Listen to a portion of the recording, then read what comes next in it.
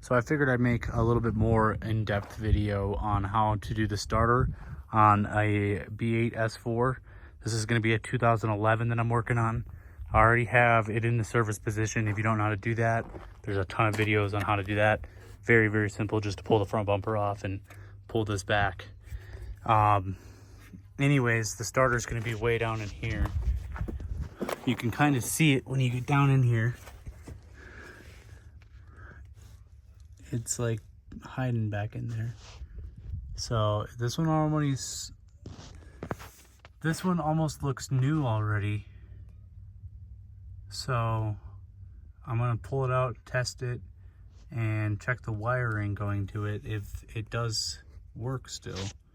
So we're gonna have to start by pulling this bolt, disconnecting all this to get this mount out. And then I think we have to pull the alternator out, so that way we can get to all of the power wires up there. So let's get working. So far we got the motor mount out, we got the alternator out. So now I'm working on pulling out this bracket. You can see the one bolt that goes right there. And then further up, there's one. And then I think I found the third one, which is gonna be right back in here. So I gotta get that guy out. They're triple squares. I believe that they are, what are they? They are an M12 triple square.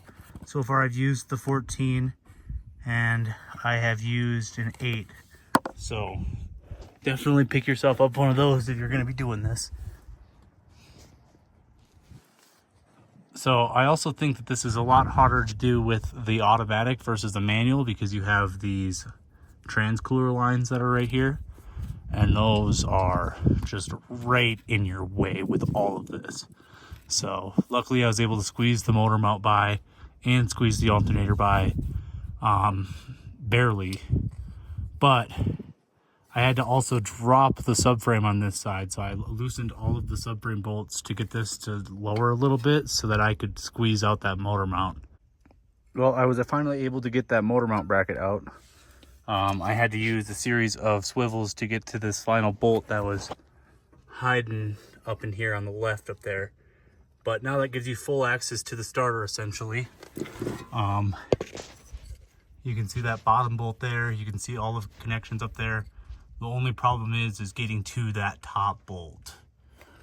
After watching the one video where the dude pulled the whole supercharger off to get to the starter bolt on the top, I don't know why you would do that, because you can see the starter after you pull the motor mount and the motor mount bracket. You get a good look at the starter. You can see the bolt go through right there. Well, I was actually able just to pull this cover off.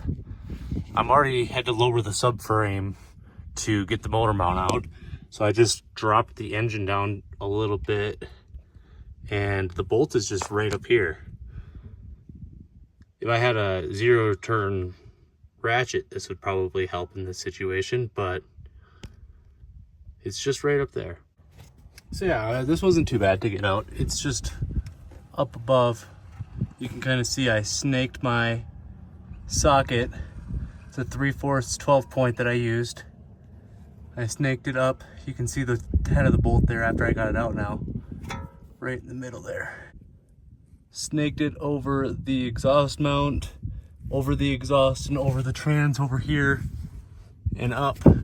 These swivel extensions are a must working on any Audi, but it was just a straight extension, the small swivel, medium swivel, and the longer one.